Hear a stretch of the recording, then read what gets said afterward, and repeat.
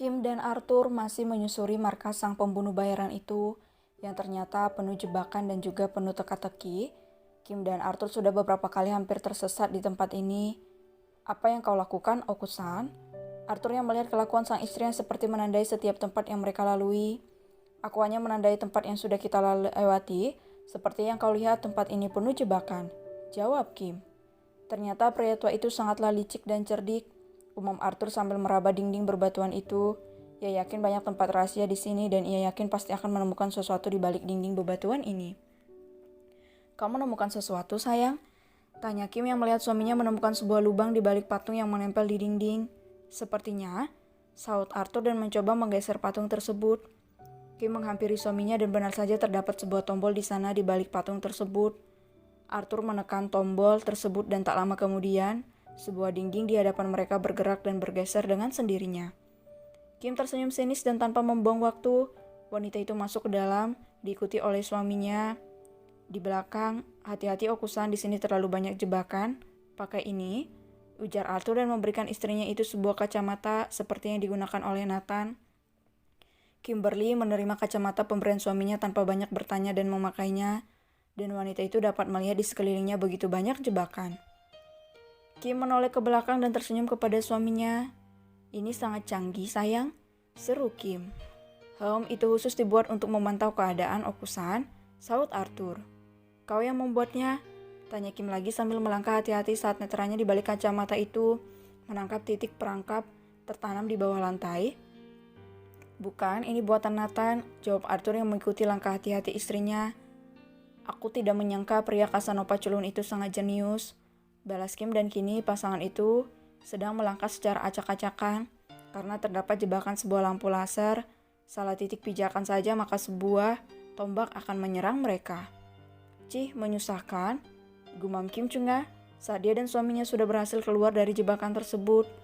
Awas, pekik Arthur dan menarik istrinya ke sisinya saat sebuah tombak ukuran kecil hampir saja menembus jantung Kim.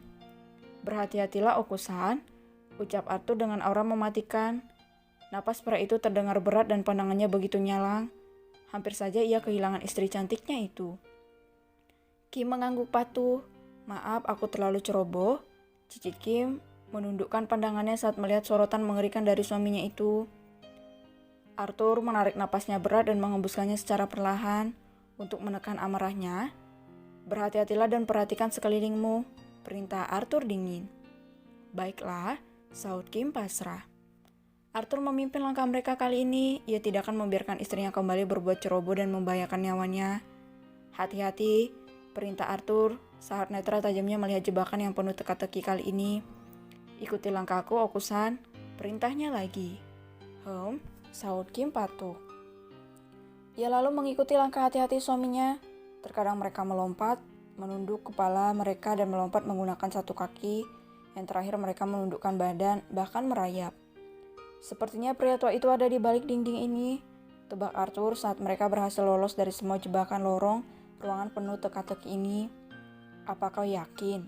Saut Kim. Yakin, balas Arthur.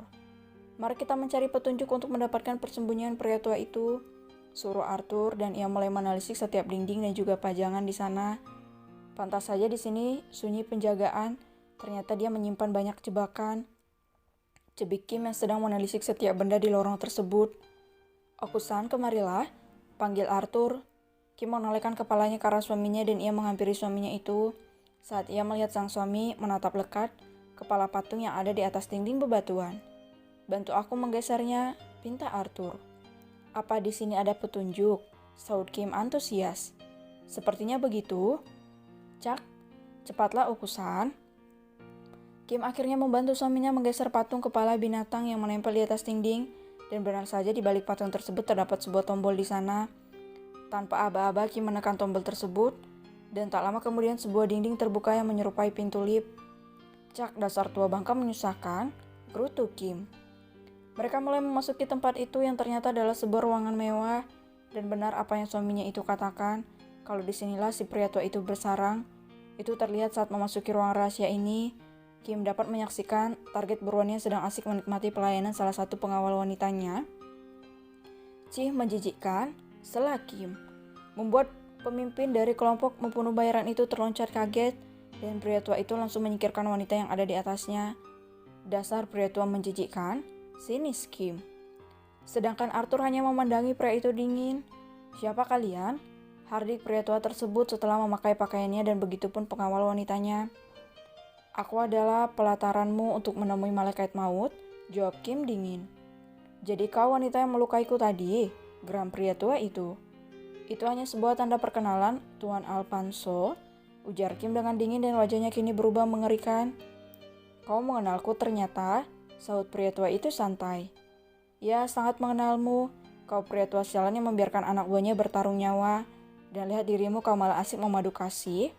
Cih, pria tua busuk menjijikkan. Hina Kim.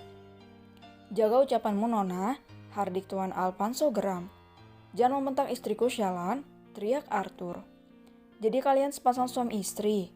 Tanya Tuan Alfonso dengan wajah ponggahnya. Apa yang kalian inginkan? Membunuhmu? Haha. Kenapa kau begitu terobsesi membunuhku Nona cantik? Ujar Tuan Alfonso yang kini berdiri tegap di depan Kim sambil mengerlingkan mata mesumnya pada Kimberly. Kau sangat cantik Nona, puji Tuan Alfonso. Jaga mata dan ucapanmu pria tua sialan, bentak Arthur yang tidak terima istrinya dipuji oleh mulut busuk Tuan Alfonso. Kim hanya terdiam dengan sorotan penuh dendam dan amarah yang kini menyelup rongga dadanya. Sementara Tuan Alfonso menatap lekat wajah Kim yang menurutnya sangat familiar. Apa kita pernah bertemu? Tanya Tuan Alfonso dengan kening mengerut. Tidak, jawab Kim singkat. Tapi aku seperti mengenalmu. Benarkah berarti aku tepat sasaran kalau kau orang yang selama ini aku cari? Apa maksudmu?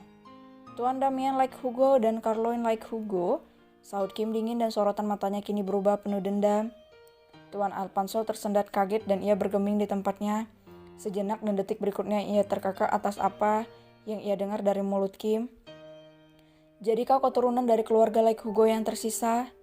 Apa maksudmu pria tua sialan? Aku tidak menyangka keturunan like Hugo masih ada. Bukankah mereka sudah habis terbunuh? Brengsek. Amuk Kim dan melemparkan pria tua itu sebuah belati ke arah Tuan Alfonso. Tapi pria tua itu dengan gerakan cepat bisa menghindari serangan Kim. Ternyata kemampuanmu sangatlah bagus. Kau benar-benar keturunan like Hugo. Klan mafia mengerikan itu. Kau tahu ayahmu adalah seorang pria kejam dan berdarah dingin. Dia hanya sampah masyarakat yang harus disingkirkan. Jadi aku hanya mengikuti perintah mereka untuk membunuh sampah masyarakat itu. Tutup mulutmu itu sialan. Hardik Kim yang tidak terima sang ayah dihina. Kenyataannya begitu Nona. Ayahmu seorang penjahat dan pembunuh berdarah dingin. Dan ternyata Tuan Damian like Hugo sangat pandai menyembunyikan identitasmu. Tidak seperti putranya yang malang. Perkataan Tuan Alfonso membuat darah Kim mendidih. Dan debaran amarah kini sudah menguasai seluruh tubuhnya. Sementara Arthur terdiam dan bergeming di tempatnya saat mendengar silsilah keluarga sang istri yang ternyata seorang keturunan klan mafia Hugo. Hugo, lirik Arthur dengan raut wajah tidak percaya.